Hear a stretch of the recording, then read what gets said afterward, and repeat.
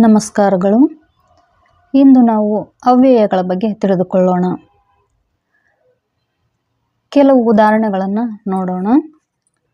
ಅವನು ಚೆನ್ನಾಗಿ ಓದಿದನು. ಅವಳು ಚೆನ್ನಾಗಿ ಓದಿದಳು. ಅವರು ಚೆನ್ನಾಗಿ ಓದಿದರು. ಅದು ಚೆನ್ನಾಗಿ ಓದುತ್ತದೆ. ಈ ಮೇಲಿನ ವಾಕ್ಯಗಳಲ್ಲಿ ಬಂದಿರುವ ಚೆನ್ನಾಗಿ ಎಂಬ ಪದವನ್ನು ನೋಡಿದಾಗ ಅದು ಪುಲ್ಲಿಂಗ, ಸ್ತ್ರೀಲಿಂಗ, ನಪುಂಸಕಲಿಂಗಗಳಲ್ಲೂ ಏಕವಚನ, ಬಹುವಚನಗಳಲ್ಲೂ ಯಾವ ವ್ಯತ್ಯಾಸವನ್ನೂ ಹೊಂದದೆ ಒಂದೇ ರೀತಿಯಾಗಿದೆ.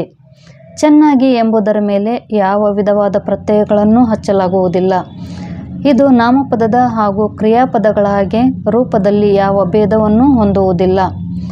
ಇದ್ದ ಹಾಗೆಯೇ ಯಾವಾಗಲೂ ಇರುತ್ತದೆ.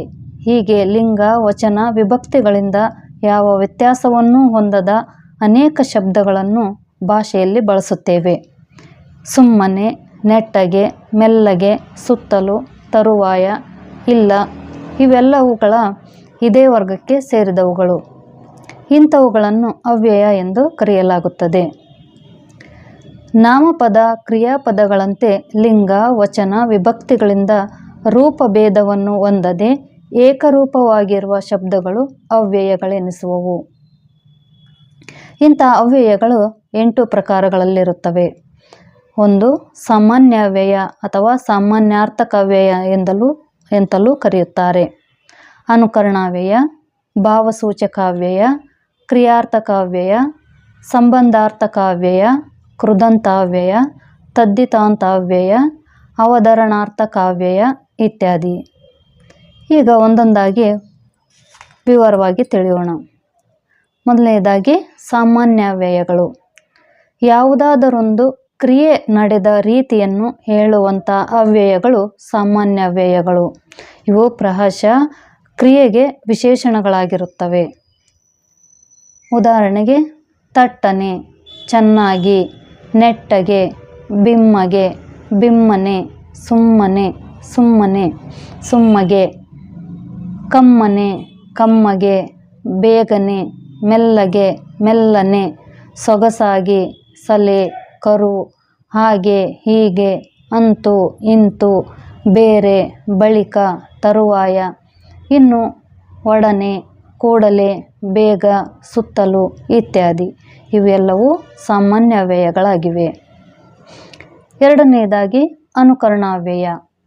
ಅರ್ಥವಿಲ್ಲದ ಧ್ವನಿ ವಿಶೇಷಣಗಳನ್ನು ತಾನು ಕಿವಿಯಿಂದ ಕೇಳಿ ಪುನಃ ಅನುಕರಣೆ ಮಾಡಿ ಹೇಳುವ ಶಬ್ದಗಳೆಲ್ಲ ಅನುಕರಣಾವ್ಯಯಗಳೆನಿಸುವವು.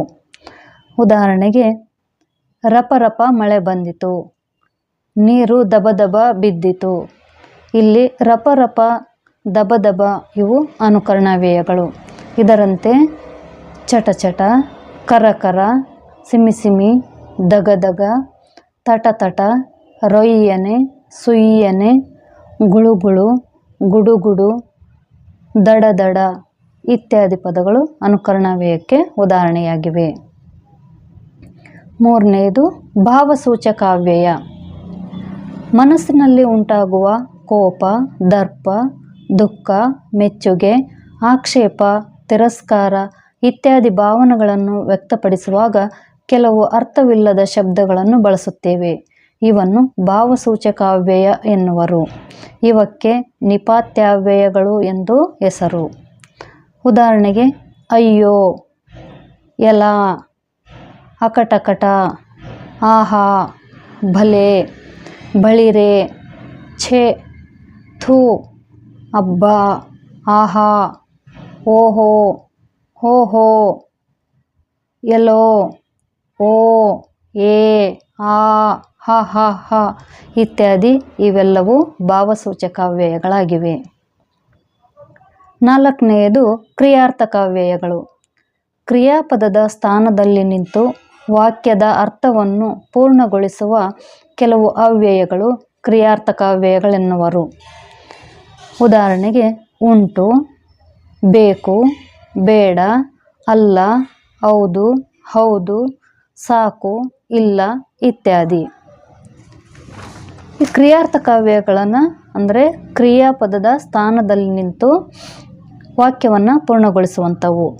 ಈಗ ನೀನು ಓದಿದ್ದು ಸಾಕು, ನೀನು ಹೋಗುವುದು ಬೇಡ, ನೀರಿನಲ್ಲಿ ಮೊಸಳೆ ಉಂಟು.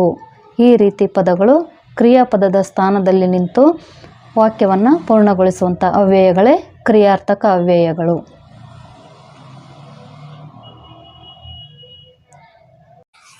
ಐದನೆಯದು ಸಂಬಂಧಾರ್ಥಕ ಅವ್ಯಯಗಳು. ಎರಡು ಪದನಾಮಗಳನ್ನಾಗಲಿ ಅಥವಾ ಹಲವು ಪದ ಸಮುಚ್ಚಯಗಳನ್ನಾಗಲಿ ವಾಕ್ಯಗಳನ್ನಾಗಲಿ ಜೋಡಿಸುವಂತಹ ಮತ್ತು ಸಂಬಂಧಗೊಳಿಸುವಂತಹ ಶಬ್ದಗಳು ಸಂಬಂಧಾರ್ಥಕ ಅವ್ಯಯಗಳು. ಉದಾಹರಣೆಗೆ ಊ, ಊ ಮತ್ತು ಅಥವಾ ಆದ್ದರಿಂದ, ಆದುದರಿಂದ, ಅಲ್ಲದೆ ಈ ಪದಗಳನ್ನು ನಾವು ಸಂಬಂಧಾರ್ಥಕ ಅವ್ಯಯಗಳು ಅಂತ ಕರೆಯುತ್ತೇವೆ. ಪದಗಳನ್ನು ಜೋಡಿಸುವುದಕ್ಕೆ ರಾಮನು, ಭೀಮನು, ಸೀತೆಯು ಬಂದರು. ಅವನು ಮತ್ತು ನೀನು ಇಬ್ಬರೂ ಹೋಗಿರಿ. ಇಲ್ಲಿ ಮತ್ತು ಎಂಬುದು ಅವನು ನೀನು ಎಂಬೆರಡು ಪದಗಳನ್ನು ಸಂಬಂಧಗೊಳಿಸಿದೆ. ತಂದೆ ತಾಯಿಗಳ ಸೇವೆ ಮಾಡಬೇಕು ಮತ್ತು ಅವರ ಆಜ್ಞೆಯನ್ನು ಪಾಲಿಸಬೇಕು. ಇಲ್ಲಿ ಮತ್ತು ಎಂಬುದು ಎರಡು ವಾಕ್ಯಗಳನ್ನು ಸಂಬಂಧಗೊಳಿಸಿದೆ. ಅವುಗಳ ಹಾಗೆಯೇ ಉಳಿದ ಸಂಬಂಧಾರ್ಥಕ ಅವ್ಯಯಗಳ ಬಗೆಗೆ ಈ ಕೆಳಗಿನ ಉದಾಹರಣೆಯನ್ನು ನೋಡೋಣ. ಆದ್ದರಿಂದ ಅವನು ಬರಲಿಲ್ಲ, ಆದ್ದರಿಂದ ನಾನು ಬರಲಿಲ್ಲ. ಆದರೆ ಮಳೆ ಬಂದಿತು, ಆದರೆ ಕೆರೆ ತುಂಬಲಿಲ್ಲ. ಆದುದರಿಂದ ಅವನು ಬರಲಿಲ್ಲ, ಆದ್ದರಿಂದ ಕೊಡಲಿಲ್ಲ. ಇನ್ನು 10 ಮೂಟೆ ಬಂತು, ಇನ್ನೂ 5 ಮೂಟೆ ಬರಬೇಕು. ಹಾಗಾದರೆ ನೀನು ಬರಬೇಕೇ? ಹಾಗಾದರೆ ಬೇಗ ಬಾ. ಅಥವಾ 1 ಮೂಟೆ ಜೋಳ ಕೊಡು, ಅಥವಾ 200 ರೂಪಾಯಿ ಕೊಡು. ಆಗ ನೀನು ಇಲ್ಲಿಗೆ ಬಾ, ಆಗ ಎಲ್ಲವೂ ಸರಿ ಹೋಗುತ್ತದೆ.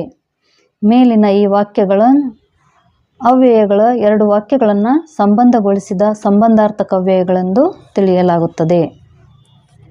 ಇನ್ನು ಆರನೆಯದು ಮತ್ತು 7ನೇದು ಕೃದಂತಾವ್ಯಯ ಮತ್ತು ತದ್ದಿತಾಂತವ್ಯಯ. ಈ ಎರಡು ಜಾತಿಯ ಅವ್ಯಯ ಪ್ರಭೇದಗಳನ್ನು ಕೃದಂತ ತದ್ದಿತಾಂತ ಪ್ರಕರಣಗಳಲ್ಲಿ ನಾವು ವಿವರವಾಗಿ ತಿಳಿದುಕೊಳ್ಳೋಣ. ಈ ಪ್ರಕರಣಗಳನ್ನು ಪುನಃ ನಾವು ನೋಡಿ ಮನವರಿಕೆ ಮಾಡಿಕೊಳ್ಳೋಣವಂತೆ. ಇನ್ನು 8ನೇದಾಗಿ ಅವತರಣಾರ್ಥಕ ಅವ್ಯಯ. ಅವತರಣಾರ್ಥಕ ಅವ್ಯಯ ಎಂದರೆ ಒಂದು ನಿಶ್ಚಯ ಅರ್ಥದಲ್ಲಿ ಬರುವ ಅವ್ಯಯವೇ ಅವತರಣಾರ್ಥಕ ಅವ್ಯಯ. ಹಲವು ವಸ್ತುಗಳಲ್ಲಿ ಒಂದನ್ನು ನಿಶ್ಚಯಿಸುವುದೇ ಅವತರಣ ಎನ್ನಿಸುವುದು. ಉದಾಹರಣೆಗೆ ಅದೇ ನನ್ನ ಪೆನ್ನು. ಈ ವಾಕ್ಯದಲ್ಲಿ ಅದು ಪ್ಲಸ್ ಎ ದಕಾರದ ಮುಂದಿರುವ ಎ ಕಾರವೇ ಅವತರಣಾರ್ಥಕ ಅವ್ಯಯ ಎನ್ನಿಸುವುದು. ಇದರಂತೆ ನಾನೇ ಅದನ್ನು ಬರೆದೆನು. ನಾನು ಪ್ಲಸ್ ಎ. ಇಲ್ಲಿ ನಾನೇ ಎಂದು ಬರವಣಿಗೆಯನ್ನು ಮಾಡಿದ ವಿಷಯದಲ್ಲಿ ನಿಶ್ಚಯಿಸಿ ಹೇಳುವುದರಿಂದ ಎ ಕಾರವೇ ಅವತರಣಾರ್ಥಕ ಅವ್ಯಯ ಎನಿಸುವುದು.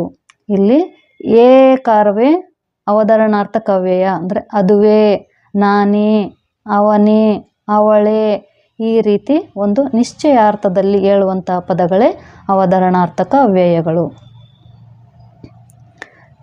ಮುಂದಿನ ತರಗತಿಯಲ್ಲಿ ಕೃದಂತಾವ್ಯಯ ಮತ್ತು ತದ್ದಿತಾಂತವ್ಯಯಗಳನ್ನು ತಿಳಿದುಕೊಳ್ಳೋಣ. ಧನ್ಯವಾದಗಳು.